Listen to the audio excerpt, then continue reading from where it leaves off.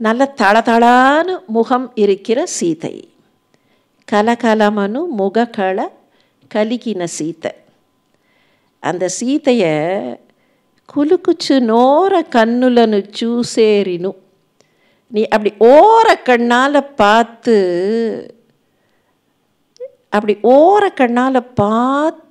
அவளை பார்த்து ஒரு சந்தோஷப்படுகிறா. ஏ ராமா, அதை பார்த்து எனக்கு ரொம்ப சந்தோஷமா இருக்கு. கனகன ருச்சிரா. ஒரு ஃப்ரெண்டு மாதிரி பக்கத்தில் நின்று ராமனும் சீதையும் ஓரக்கண்ணால் ஒருவரை ஒருவர் பார்த்து கொண்டார்கள்னு அந்த ராமனை ஒரு சின்ன கிண்டல் பண்ணணும்னா என்ன மாதிரியான உறவு. அது மாத்திரமில்லை, சாதாரணமாக தியாகையர் கொஞ்சம் ஸ்ருங்கார ரசத்தில் அவ்வளவா பாடினதில்லை. அது என்னமோ காரணமோ தெரியாது, அவருக்கு ஸ்ருங்கார ரசம் கொஞ்சம் அப்படி ஒதுக்கி தான் வச்சுருந்தார். பக்தி ரசம் நிறைய இருக்கும், ஸ்ருங்கார ரசம் குறைச்சலாக இருக்கும். சிவபெருமானை பாடுறார், ஆனால் சிவபெருமானை ஒரு டான்ஸராக பார்க்குறதுக்கு அவருக்கு ஏனோ சம்மதமே இல்லை, அப்படி பார்த்ததே இல்லை. ஆனால் ராமர்கிட்ட ஒரு ஸ்ருங்கார ரசத்தை, சீதை ராமருக்கு இருந்த ஸ்ருங்காரம் மாத்திரம் இல்லை, இன்னொரு கிருத்தியில் தனக்கும் ராமருக்குமான ஒரு ஸ்ருங்கார ரசத்தை காட்டுகிறார். ரொம்ப வித்தியாசமான ஒரு கிருதி, எல்லாருக்கும் தெரியும். அந்த கிருத்தியை நாம் எல்லாரும் நிறைய கேட்டிருக்கோம். ஆனால் அந்த கிருதிக்குள்ளே இந்த அளவுக்கு அவர் ஸ்ருங்காரத்தை வைத்திருக்கிறாருங்கிறது at the look of it கிடைக்காது. தர்பாரில் இருக்கிற ஒரு கிருதி, ராமாபிராம ரமணீய நாம, ரொம்ப ஃபேமஸான ஒரு கிருதி தான். அதில் கேட்குறார் பாருங்கள் ஒரு இடத்துல, మనసును చెలి నీకే మరులు కొన్నది కానీ చనువున చెయ్యి పట్టి సంరక్షించేవు. என் மனசு, அந்த மனசு யாரா, அவ செலினி, என்னோட மனசுங்கிற தோழி உங்ககிட்டயே ஸ்ருங்காரத்தில் காதலில் இருக்கா. Can you expect this from Thyagayya? మనసను చెలి నీకే మరులు కొన్నది, உனக்கே காதல் கொண்டு உன்னையே நினச்சின்னு இருக்காளே, அதுக்காகவாவது அவ கையை நீ பிடிச்சிக்க கூடாதா? என்னுடைய மனம் என்னும் தோழி, அங்கே கூட பாருங்கள் எவ்வளவு தூரத்துக்கு டைரக்டாக என்னோட காதல் உன்மேலன்னு சொல்லலை, கொஞ்சம் அந்த ஸ்ருங்காரத்தை அப்படி தள்ளி வச்சு என் மனசுங்கிற தோழிக்கு உன் மேலே காதல் இருக்கு. அப்போ இவர் யாரு? அது சொல்லிட்டு அதுக்கப்புறம் சொல்கிறார், நான் உனக்காக என்ன பண்ணியிருக்கேன் தெரியுமா? கமனீய மகு பான்பு காவிஞ்சிதி, நான் உனக்காக ஒரு பாயல் போட்டு வச்சுருக்கேன். அதை விட்டுட்டு நன்னு ரச்ச சேவு, என்கிட்ட வாதாடின்னு இருக்கியே, என்கிட்ட வந்து ஆர்கியூ பண்ணிட்டு இருக்கியே. நான் உனக்காக ஒரு அழகான படுக்கை விரித்து வைத்திருக்கிறேன், அதில் படுத்து சுகம் காண்பதை விட்டு விட்டு என்னிடத்தில் நீ வாதம் செய்கிறாயே. ஒரு வினோதமான உறவு, ரெண்டு பேருக்குமான உறவு. தன்னுடைய சகலமுமாக அந்த ராமனையே பார்த்தவர் தியாக பிரம்மம். அதே தியாக பிரம்மம் எதுக்காக ராமாயணம் பாகவதம் அப்படிங்கிறதுக்கு தன்னுடைய ஸ்டைலில் ஒரு பதில் சொல்கிறார். கொஞ்ச நாடி முன்னால் ஒரு கேள்வி கேட்டு பார்த்தோமே, why should we learn all these things now? இன்னைக்கு இருக்கக்கூடிய இளைஞர்கள் பலர் கேட்கக்கூடிய கேள்விதானே. நான் மருத்துவக் கல்லூரியில் பயின்ற போது இந்த கேள்வியை நான் பலமுறை எதிர்நோக்கி இருக்கிறேன். அப்போதெல்லாம் மருத்துவக் கல்லூரியில் தமிழில் பேசினால் கூட கொஞ்சம் இப்படி பார்ப்பார்கள். என்னுடைய பேராசிரியர்கள் சில பேர், வித் டியூ ரெஸ்பெக்ட்ஸ், நான் அவர்களை மதிக்கிறேன், எனக்கு பாடம் கற்றுக் கொடுத்த என்னுடைய குருமார்கள், என் மீதான அக்கறையில் அன்றைக்கு இருந்த சூழலை வைத்துக்கொண்டு அவர்கள் கேட்டார்கள். அவர்கள் கேட்டதை நான் தப்பாக எடுத்துக்கல, அது தப்பும் இல்லை. ஆனால் என்ன கேட்டார்கள்ங்கிற அந்த கான்டெக்ஸ்டுக்காக சொல்கிறேன். உனக்கு வேறு வேலை இல்லை, why are you worried about Rama and Krishna? That is not going to be your career prospect.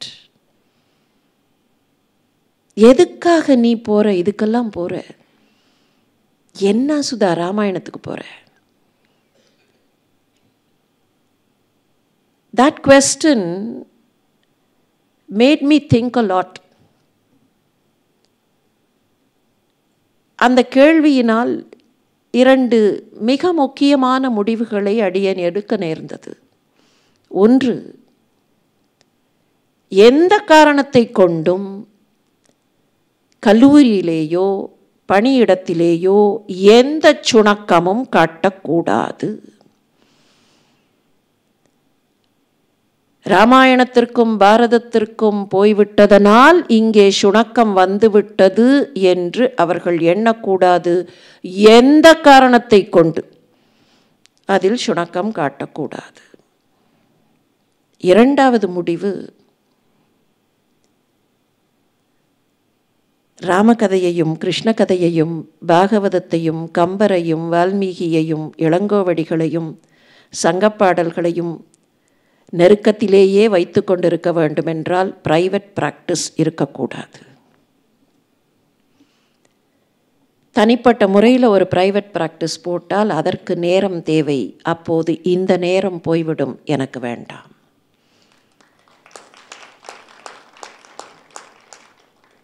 ஆனால் அந்த கேள்வியை வேறு வகையிலேயும் சிந்திக்க வேண்டும். இன்றைக்கி என்னத்துக்கு ராமாயணம், இன்றைக்கி என்னத்துக்கு பாகவதம்? இதெல்லாம் என்றைக்கோ எழுதி வச்ச கதை. இதெல்லாம் பழம் பஞ்சாங்கம். இந்த பழம் பஞ்சாங்கத்தை வைத்து கொண்டு என்ன சாதிக்க போகிறோம்? இன்றைக்கெல்லாம் ஆர்டிஃபிஷியல் இன்டெலிஜென்ஸ் வந்தாச்சு. ஏஐ கிட்ட சொன்னால் நின்ன இடத்துல அயோத்தியிலேருந்து நேர ஒரு பானத்தை ராவணன் மேலே போட்டுடும். அதை விட்டுட்டு என்னத்துக்கு 14 வருஷம் காட்டில் கல்லில் முள்ளில் கஷ்டப்பட்டு ராமன் நடந்து அதற்கான விடையை கிட்டத்தட்ட தியாகையரே தருகிறார். பாகவத ராமாயண கீதாதி ஸ்ருதி சாஸ்திர புராணம்பு மர்மமுலன் சிவாதி ஷண்மதமுல கூட்டமுலன் 30 ముక్కోడి సురాంతరంగముల భావముల తెరికి భావ రాగ లయాది సౌఖ్యముచే ఆయువులు గలికి నిరవధి సుఖాత్ములై త్యాగరాబ్జుతలైన వారు అంతరికి నవంతనము. ஒரு பெரிய லிஸ்ட்டு. பாகவத ராமாயண கீதாதி ஸ்ருதி சாஸ்திர புராணம்பு மர்மமுலன். பாகவதத்திலும் ராமாயணத்திலும் பகவத்கீதையிலும் ஸ்ருதியிலும் சாஸ்திரங்களிலும் புராணங்களிலும் இருக்கக்கூடிய ரகசியங்களை சிவாதி ஷண்மதமுல கூட்டமுலன், சைவம் உள்ளிட்ட ஷண்மதங்கள் 6 சமயங்களில் இருக்கக்கூடிய ரகசியங்கள், 30 ముక్కోటి சுர அந்தரங்கமுல பாவமுல, 30 முக்கோடி தேவர்களுடைய உள்ளங்களிலே சித்தங்களிலே இருக்கக்கூடிய கருத்துக்கள், இவற்றையெல்லாம் தெரிந்து கொண்டு பாவ ராக லயம், இவற்றில் இருக்கிற சௌக்கியமும் அந்த சௌக்கியத்தையும் பெற்று இதனால் ஆயுள் விருத்தியாகி, இதெல்லாம் கிடைச்சா ஆயுசு விருத்தியாச்சான். அப்படின்னா பூமியில் லாங்கிவிட்டியை இன்க்ரீஸ் பண்ணுறதுக்கா? இதெல்லாம்னா இல்லை. இந்த ஆயுள் எதுக்காக இருக்கு? இந்த ஆயுள் பிறப்புன்னு சொல்கிறோமே, இந்த பிறப்பு எதுக்காக இருக்குன்னா, there is only one objective, only one purpose. சின்ன குழந்தைகளை பார்த்து கேட்போம், what is your ambition? I want to become a doctor, I want to become an engineer, I want to become this, I want to become that. I want to become something. அந்த சம்திங்னால என்ன கிடைக்க போகிறது? That individual will progress to some extent, but beyond that, I want to earn crores and crores of rupees. இன்னைக்கு இருக்கிற generation கிட்ட நிறைய பேர் கிட்ட what do you want to become னு கேட்டா I want to become somethingனே சொல்றது இல்லை. I want to earn. Okay, fine, you earn. But beyond a level, என்ன கொடுக்க போகிறது அது? அந்த பணமோ பதவியோ அதிகாரமோ எதுவாவது நிரந்தரமா? நம்ம கதைகளில் ரொம்ப நுட்பமாக ஒன்று வைத்தார்கள். இந்திர பதவி கூட நிரந்தரம் கிடையாது, பிரம்மாவோட பதவி கூட நிரந்தரம் கிடையாது. பிரம்மாவுக்கும் ஒரு டென்யூர் உண்டு, கொஞ்ச நாள் ஆச்சுன்னா வேற ஒரு பிரம்மா வந்துடுவார். எதுக்காக அந்த மாதிரி கதை வந்தது? இதெல்லாம் பெர்மனன்ட் இல்லை. அப்போ இந்த பிறப்பினுடைய பெர்மனன்ஸ் எங்கே இருக்குன்னா பகவானை உணர்வது. நல்லவற்றை செய்யக்கூடிய ஆயுளாக இருக்கணும்னா இதையெல்லாம் தெரிந்து கொண்டு ஆயுள் விருத்தி செய்து அதனால் என்ன கிடைக்கும்? நிரவதி சுகம் கிடைக்கும், எல்லையில்லாத சுகம் கிடைக்குமே. அந்த சுகத்தை தெரிந்து கொண்ட தியாகராஜ நண்பர்களுக்கு அந்தரிக்கு நாவந்தனமோ. அப்போ what is the purpose of knowing, learning, experiencing all these? அதுதான் உண்மையான ஆயுள் விருத்தி என்பதை அந்த தியாகராஜரே காட்டுகிறார். அதனால தான் தியாகராஜ ராமாயணத்தை, ராமன் பெயரை சொல்லி சொல்லி வந்த அந்த ராமாயணத்தை டிஎஸ்பி அவர்களும் நமக்கு நிறைய நிறைய காட்டினார்கள். தியாகராஜ ராமாயணத்தில் ஏதாவது பெருசாக வித்தியாசமாக இருக்கா? எத்தனையோ ராமாயணம் இருக்குது நாட்டில். ராமாயணம்னு எடுத்துட்டோன்னா இந்த நாட்டில் இல்லாத ராமாயணங்களே கிடையாது. இன்ஃபேக்ட் கணக்கு போட்டால் யாராவது எக்ஸ்பர்ட் இன் அரித்மெட்டிக் இருந்தால் it's a challenge to you. நான் சேலஞ்ச் பண்ணல, ராமாயணம் சேலஞ்ச் பண்ணுகிறது. எத்தனை ராமாயணம் உலகத்தில் இருக்குது அப்படின்னு நம்பர் எழுதிகிட்டே வந்தால் எழுதியெல்லாம் முடிக்க முடியாது. எத்தனை இருக்குதுன்னு யாரும் கண்டுபிடிக்க முடியாது. ராமரே வந்தால் கூட கண்டுபிடிக்க முடியாது. அந்த அளவுக்கு எண்ணிக்கையில் ராமாயணங்கள் உண்டு. நம்முடைய பாரம்பரியத்தில் சனாதன தர்மத்தினுடைய ராமாயணங்கள் மாத்திரமில்லை, நமக்கு வெகு நெருக்கமாக இருக்கக்கூடிய சமண ராமாயணம் உண்டு, நமக்கு வெகு நெருக்கமாக பௌத்த ராமாயணம் உண்டு. சீக்கிய குருமார்களில் ஒருவரான கோவிந்த் சிங் ராமாயணத்தை இயற்றினார். குரு ராமாயணம்னே பேர் அதுக்கு. ராமன் கதையை சொல்லத் தொடங்குகிறேன். எத்தனையோ ராட்சசர்கள் இருந்தார்கள். அந்த ராட்சசர்களுடைய கொடுமை தீராமல் எல்லோரும் தவித்தபோது வந்த ராமன் கதையை சொல்லத் தொடங்குகிறேன்னு தான் ஆரம்பிக்கிறார். அது எத்தனையோ ராமாயணங்கள் உண்டு. பாரத தேசத்து மொழிகள் எல்லாவற்றிலும் ராமாயணங்கள் உண்டு. புதுசு புதுசாக ராமாயணங்கள் 21ஆம் நூற்றாண்டிலே வந்து கொண்டிருக்கிற ராமாயணங்கள். நேபாள மொழியில் சமீப காலங்களில் ஒரு 50 ஆண்டுகளுக்குள் நேபாள மொழியில் வந்த ஒரு ராமாயணம். அதனுடைய பேர் என்ன தெரியுமா? மேரோ ராம், என்னுடைய ராமன். மேரோ ராம். தியாகையர் நினைச்சாரே, இந்த ராமன் என்னோட ராமன். கனுகொண்டினி அவர்கள் சொன்னார்களே, நான் ராமனை பார்த்துட்டேன், கண்டுபிடிச்சிட்டேன் ராமன் எங்கே இருக்கான்னு. இந்த ராமனை தவிர வேற என்ன எனக்கு வேணும்?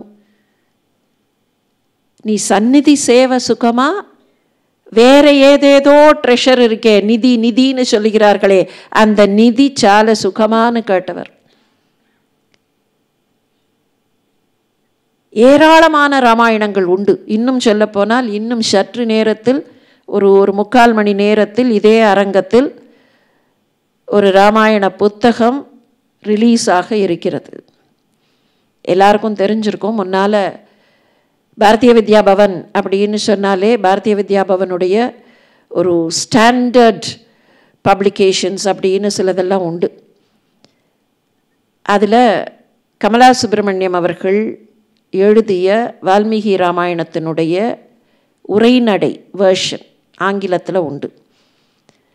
நிறைய பெற்றோர்கள் தங்களுடைய குழந்தைகள் வெளிநாட்டுக்கு போய் வாழும்போது அந்த குழந்தைகள் பிறக்கும்போது அவர்கள் கேட்பார்கள் அம்மா அப்பா கிட்ட, ராமாயணம் மகாபாரதம் ஏதாவது ஈஸியாக புரிஞ்சுக்கிற மாதிரி இங்கிலீஷில் கிடைச்சா கொஞ்சம் வாங்கி அனுப்புங்கள், எங்களுடைய குழந்தைகளுக்கு கொடுக்க வேண்டும்னு. அதுக்கு ஸ்டாண்டர்டாக நிறைய பேர் தேடுறது கமலா சுப்பிரமணியத்தினுடைய ராமாயணம் தான்.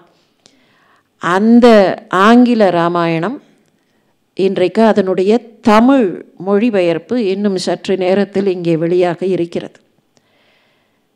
எதுக்கு சொல்கிறேன், அந்த மாதிரி ஏராளமான ராமாயணங்கள் உண்டு.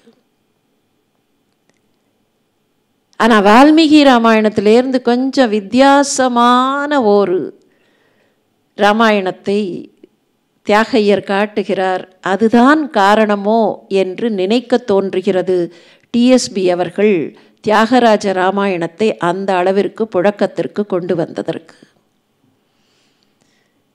வால்மீகியில் நாம் பார்க்காத சில விஷயங்கள் தியாகராஜ ராமாயணத்தில் உண்டு. தியாகையர் ராமனை காட்டிலும் சீதையை மாயம்ம சீதம்மா என்று நினைத்தவர் என்று நமக்கெல்லாம் தெரியும். எப்படி ராமர்கிட்ட உரிமை எடுத்துக்கொண்டு நீ சீதையை அப்படி ஓரக்கண்ணால் பார்த்தியே என்று கிண்டல் செய்தவர், அதே ராமன்கிட்ட அதே உரிமையோடு சொல்கிறார், உனக்கு என்னத்துக்கு தெரியுமா இவ்வளோ பெருமையெல்லாம் கிடைச்சிது, மா ஜானகி செட்ட பட்டக, நீ எங்க ஜானகியை கைப்பிடிச்ச அவளோட தாலி பாக்கியம் உனக்கு இவ்வளவு பெருமை கிடைத்தது. நீ ஜானகியினுடைய கையை பிடிச்சதுனால தான் உனக்கு இதெல்லாம் கிடைச்சதே தவிர இல்லைன்னா இதெல்லாம் கிடைச்சிருக்காது. நீ இன்னைக்கு மகாராஜனா இருக்க, மா ஜானகி செட்ட பட்டக மகாராஜ வைபிவி, நீ பேல அப்படி மகாராஜனா இருக்க. நீ மகாராஜனா இருக்கிறதுக்கு என்ன காரணம் தெரியுமா, இதோ இருக்காளே எங்க சீதையோட கையை பிடித்தது. இது சொல்லிட்டு அதுக்கப்புறம் ஒரு பெரிய லிஸ்ட் போடுறார். அவ என்னெல்லாம் பண்ணினா தெரியுமா உனக்காக,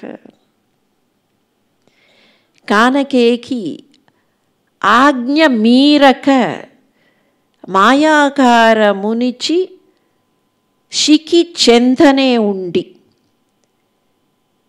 கானகத்திற்கு போக வேண்டும்னு உன் கூட வந்தா, கானகேகி கானகத்திற்கு உன்னோடு ஏகினாள்.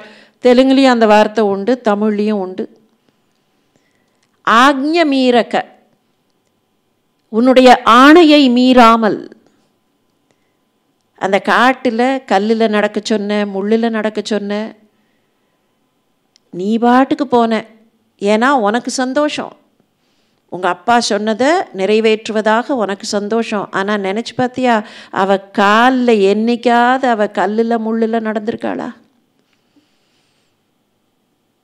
பிற்காலத்தில் வந்த ஒருத்தர் சொன்னார், கங்கை நதி ஓரம் ராமன் நடந்தான், கண்ணின் மணி சீதை காலம் தொடர்ந்தாள், மங்கை அவள் சீதை முள்ளில் நடந்தாள், மன்னன் அவன் கண்ணில் கங்கை வழிந்தாள். அவன் முள்ளில் அப்படி காலை வச்சு நடந்தாளாம். இந்த கல்லெல்லாம் என்ன நினச்சிதான், ராமனோட கால் பட்ட உடனே காட்டில் நிறைய கல்லெல்லாம் இருந்திருக்குமா இல்லையா, எல்லா கல்லுக்கும் ஒரு ஆசை, ராமனோட கால் பட்டுதுன்னா நாமெல்லாம் திருப்பியும் பெண்ணாக மாறிடுவோமோ அப்படின்னு. ஏன்னா அகல்யை மாதிரி எல்லா கல்லுக்கும் ஒரு நினப்பு.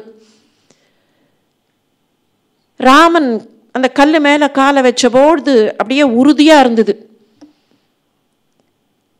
ராமனுடைய வெயிட் அப்படியே அந்த கல்லில் பட்டுது. கல்லுக்கெல்லாம் கொஞ்சம் கஷ்டமாக தான் இருந்தது. ராமனுடைய காலோட அந்த உறுதி கஷ்டமாக தான் இருந்தது. இருந்தாலும் எங்கேயாவது பெண்ணாக மாற மாட்டோமான்னு ஒரு ஆசை. அதனால அந்த அந்த அழுத்தத்தை அப்படியே எல்லாம் தாங்கித்து. ராமன் அப்படி நடந்து அந்த பக்கம் போன உடனே அடுத்தது சீதை வந்தா. அந்த கல்லுக்கெல்லாம் எப்படி இருந்ததா, இவ்வளவு நாடி அப்படி அழுத்துன்னு அழுத்தித்தே அந்த வலிக்கு ஒத்தடம் கொடுத்தா மாதிரி இருந்தது சீதையினுடைய அந்த பாதம். அப்படி நடந்தாளே. ஆக்ஞ மீறக்க மாயாகார முனிச்சி ஷிகி சந்தனே உண்டி. ஷிகினா நெருப்புன்னு அர்த்தம், ஷிகினா 2 அர்த்தம். ஷிகினா தோகை, எது ஆடுகிறதோ அதனால தான் ஷிகைன்னு பேர் வந்தது. எது ஆடுகிறதோ அது ஷிகி.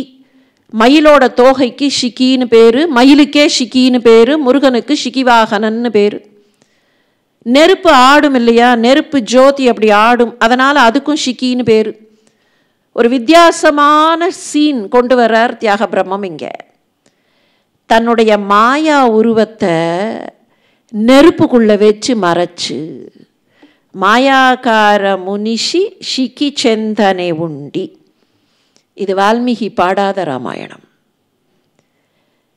சீதை மாயா சீதையாக தன்னுடைய மாயா வடிவத்தை நெருப்புக்குள் வைத்துவிட்டு, தன்னுடைய அசல் வடிவத்தை நெருப்புக்குள் வைத்துவிட்டு மாயா வடிவத்தை பர்ணசாலையில் வைத்திருந்தாள் என்பது அத்தியாத்ம ராமாயணம் சொல்லக்கூடிய ராமாயணம். அத்தியாத்மத்தில் உண்டு, துளசிதாசரில் உண்டு, பின்னால் வந்த பல ராமாயணங்களில் உண்டு. ஆனால் வால்மீகியில் இல்லை. வால்மீகி ஒரிஜினல் சீதையத்தான் ராவணன் தூக்கின் போனான் அப்படிம்பர். பின்னால் வந்தவர்களுக்கு, பக்தியில் ஊறினவர்களுக்கு அது கொஞ்சம் கஷ்டமாக இருந்தது.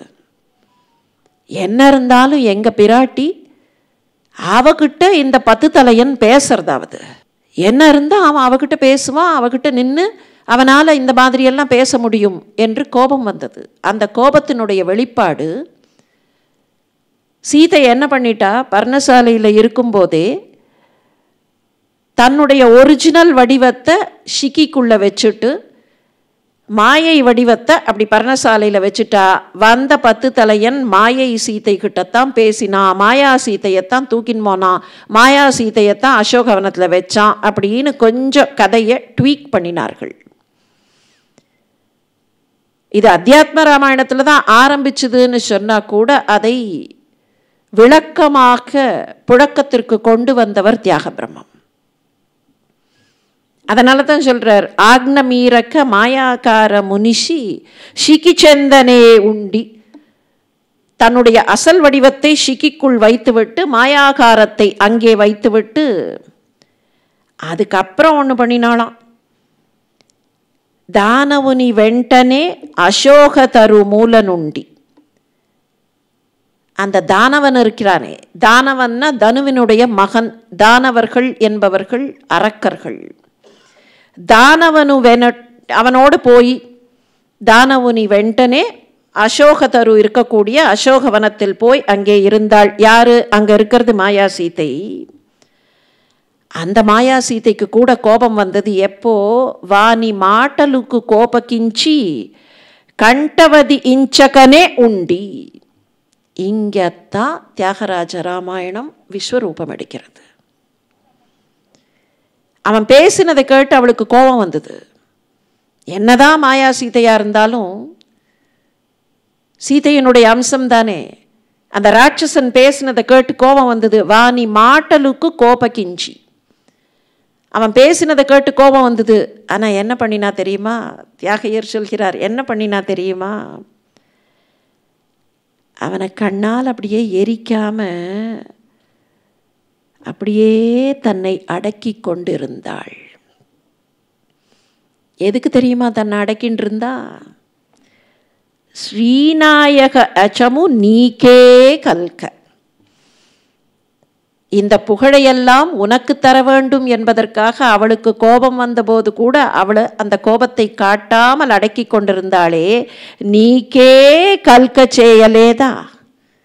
எல்லா புகழையும் எல்லா யசஸையும் உனக்குத்தானேப்பா கொடுத்தா. உனக்கு தெரியலையா?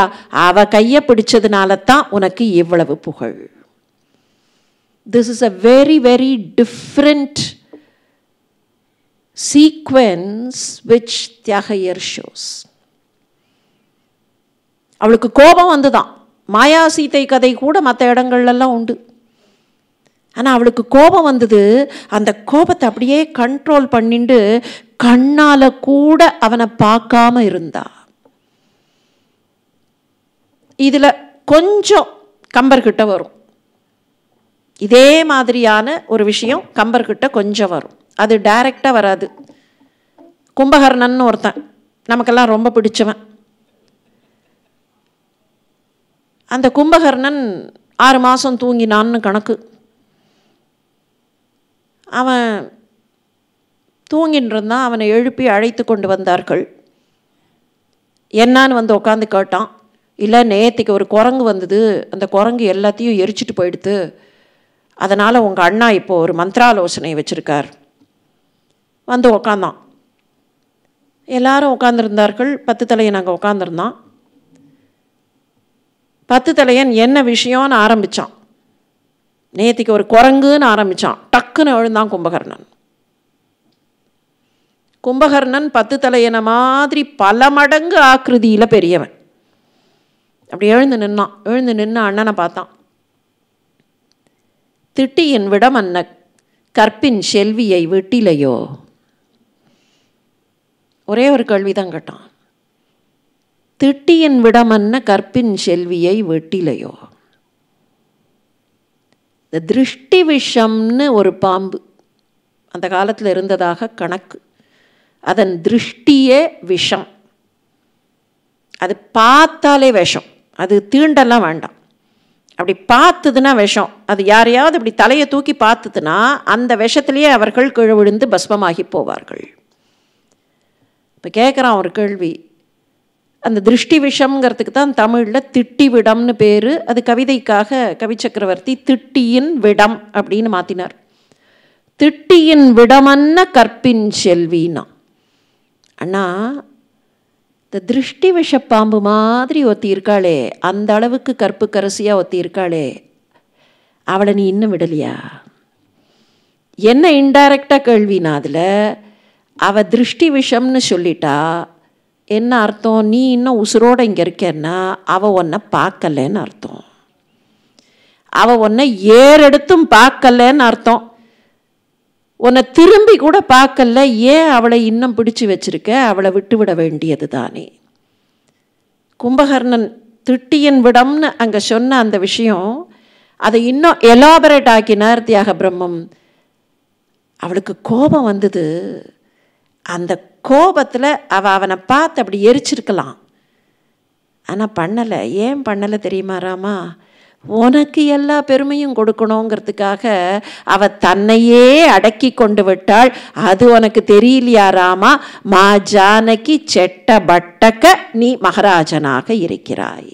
பிரம்மாநாரதயேவ ச பிரதிமயோ சங்கீத சாகித்யயோ யோ ராமாமிருதபான நிர்ஜித சிவஹ தம் தியாகராஜம் பஜே.